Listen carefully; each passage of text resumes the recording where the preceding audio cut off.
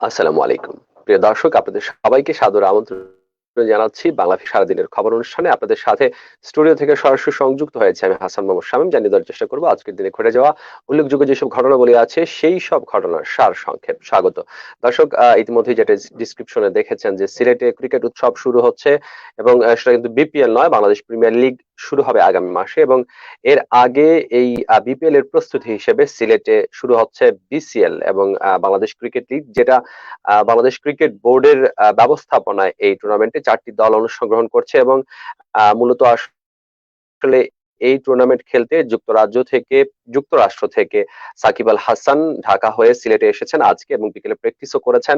সাকিব আল হাসান ছাড়াও এই টুর্নামেন্ট খেলার জন্য মাহমুদুল্লাহ রিয়াদ, মোস্তাফিজুর রহমান এবং শোনা যাচ্ছে যে মাশরাফি বিন মুর্তজাও খেলার আশা প্রকাশ করছেন। যদি পিঠের ব্যথা ঠিক হয়ে যায় তাহলে কিন্তু তিনিও খেলবেন। এছাড়াও জাতীয় দলের আশেপাশে থাকা যেসব খেলোয়াড় আছেন তারাও কিন্তু এই ওয়ানডে ফরম্যাটের যে টুর্নামেন্টটি হবে সেই টুর্নামেন্টে তারা অংশগ্রহণ করবেন। এবং আগামীকাল দুটি ম্যাচ অনুষ্ঠিত হবে। একটা ম্যাচে সাকিব আল হাসান এবং বাংলাদেশের ওয়ানডে ক্যাপ্টেন তামিম ইকবাল তারা মুখোমুখি হবেন। এবং যদিও করোনা পরিস্থিতির খুব একটা ভালো অবস্থা না থাকায় মাঠে দর্শক প্রবেশের কোনো অনুমতি নেই, তবে একটা চ্যানেলের মাধ্যমে কিন্তু খেলা দেখা যাবে। সেখানে এখনো পর্যন্ত সেটা নিশ্চিত করা হয়নি, তবে যতদূর জানা গেছে লাইভ সম্প্রচারের মাধ্যমে এই খেলাগুলো দেখতে পারবেন সিলেটের যারা দর্শক আছেন। এবং সাকিব, তামিম, রিয়াদ, মুস্তাফিজের মতো খেলোয়াড়রা সিলেটে আসায় কিন্তু এই টুর্নামেন্টকে ঘিরে মানুষের মধ্যে আলাদা একটা উৎসাহ উদ্দীপনা বিরাজ করছে। এবং অনেকেই তারকা খেলোয়াড়দের দেখতে যারা আসলে এই মুহূর্তে সিলেটে অবস্থান করছেন, সিলেটের যে 5 তারকা হোটেলগুলো আছে সেগুলোতে অবস্থান করছেন এবং তাদেরকে এক নজর দেখার জন্য অনেক ভক্তরা যারা খেলোয়াড়দেরকে ভালোবাসেন তারা কিন্তু হোটেলের সামনে ভিড় করছেন। কোভিড পরিস্থিতির কারণে যদিও মাঠে বসে খেলা দেখার কোনো সুযোগ নেই। এবং গত বৃহস্পতিবার এই বিসিএল এর লঙ্গার ভার্সন শেষ হয়েছে এবং সেখানে কিন্তু ওয়ালটন মধ্যাঞ্চল তারা শিরোপা জিতেছিল। ওয়ানডে ফরম্যাট, দীর্ঘদিন ধরে ওয়ানডে ফরম্যাটে খেলায় নেই বাংলাদেশ দল, সেটারই প্রস্তুতি নিতে সাকিব আল হাসান খুব সিরিয়াসলি তিনি কিন্তু চলে এসেছেন সিলেটে। এবং কিছুক্ষণ আগেই একটা রিপোর্ট দেখছিলাম আমরা, সেই রিপোর্টে যেটা জানা গেছে যে সিলেটের এবার স্পোর্টিং উইকেট তৈরি করা হয়েছে এবং সিলেটে সবসময় কিন্তু স্পোর্টিং উইকেট তৈরি করা হয়ে থাকে।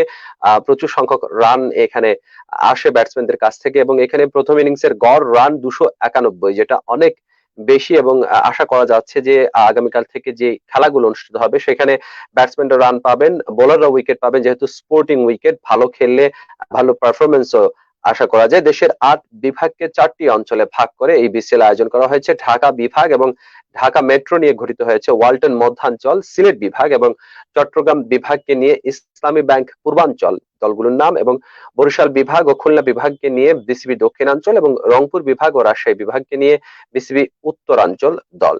এবং আগামীকাল থেকে মাঠে গড়াচ্ছে এই টুর্নামেন্টটি। 4 দলের এই টুর্নামেন্ট হবে সিঙ্গেল লিগ পদ্ধতিতে। পয়েন্ট টেবিলের শীর্ষ 2 দল খেলবে। ফাইনালে 9, 11 এবং 13 জানুয়ারি দুটি করে হবে 6টি ম্যাচ এবং ফাইনাল হবে 15 জানুয়ারি। টুর্নামেন্টের সবকটি ম্যাচই হওয়ার কথা ছিল সিলেট আন্তর্জাতিক স্টেডিয়ামে, তবে সেটা এখন পরিবর্তন করে দুটি মাঠেই খেলা অনুষ্ঠিত হবে। দর্শক, জানাচ্ছিলাম সিলেটে ক্রিকেট উৎসবের খবর। করোনার খবরটা একটু জানাতে চাই। আজও শনাক্তের হার 5% উপরে। দেশে করোনা ভাইরাসের সংক্রমণ আবারও বাড়ছে। গত 24 ঘন্টায় 1116 জনের করোনা শনাক্ত হয়েছে, অর্থাৎ গতকাল শুক্রবার সকাল 8টা থেকে আজ শনিবার সকাল 8টা পর্যন্ত। নমুনা পরীক্ষার বিপরীতে রোগী শনাক্তের হার দাঁড়িয়েছে 5.79%।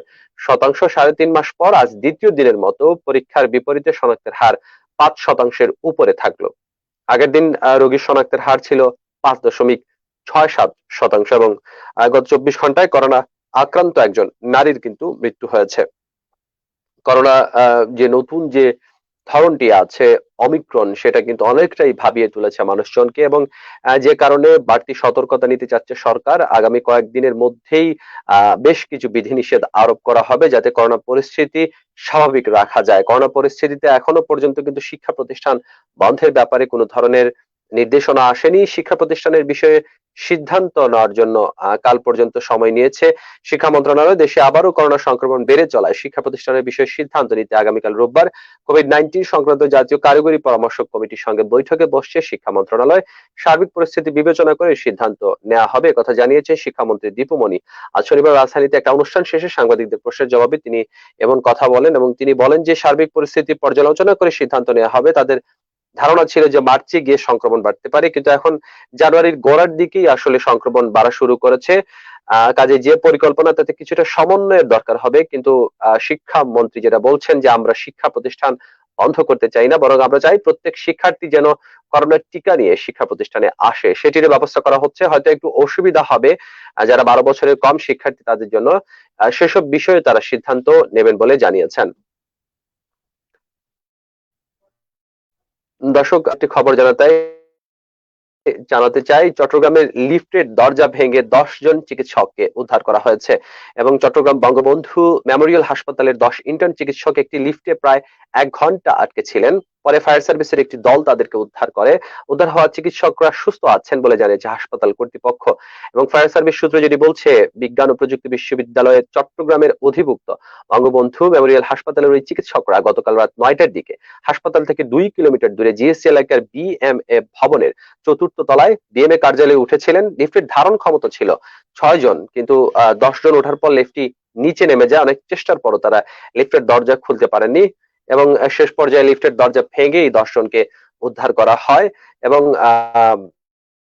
তারা বলছেন যে লিফটের ধারণ ক্ষমতার অতিরিক্ত লোক উঠেছিল বলেই ভবনের এই ধরনের একটি সমস্যার সূত্রপাত হয়েছে। এবং লিফটে আটকে গিয়ে তারা 999-এ সাহায্য চেয়ে ফোন করেছিলেন। পরে ফায়ার সার্ভিসের একটি দল এসে দরজা খুলে তাদেরকে উদ্ধার করে। দর্শক, লিফট ব্যবহারে আসলে আমরা যারা এই লাইভ প্রোগ্রামটি দেখছি তাদের প্রতি আমাদের কথা থাকবে, যারা যেন সতর্ক ভাবে আসলে লিফটে চলাচল করেন। বিশেষ করে লিফটের ধারণ ক্ষমতা যতটুকু আছে, অনেক সময় কিন্তু মানুষজন জোরাজুরি করে বেশি সংখ্যক মানুষ একটা লিফটে উঠে যান, তাতে করে কিন্তু দুর্ঘটনার আশঙ্কা থাকে।